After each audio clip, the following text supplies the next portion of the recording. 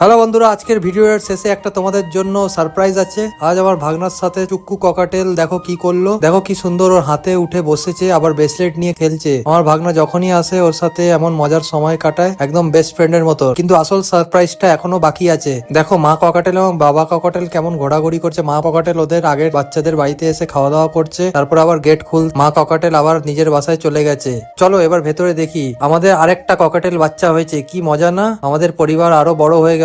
দেখো আমি ওদের ডিমের খোসাটিকে করে চামচ দিয়ে বের করে নিলাম। এই ডিমের খোসাগুলিকে বের না করলে ওদের ডিমের মধ্যে ঢুকে গেলে ওদের আবার ডিম ফুটতে অসুবিধা হবে, তাই জন্য ডিমের খোসাগুলিকে বের করে বাইরে ফেলে দিলাম। এরকম ভিডিও দেখতে হলে আমাদের চ্যানেলের সাথে থাকুন। দেখা হচ্ছে নেক্সট ভিডিওতে। টাটা।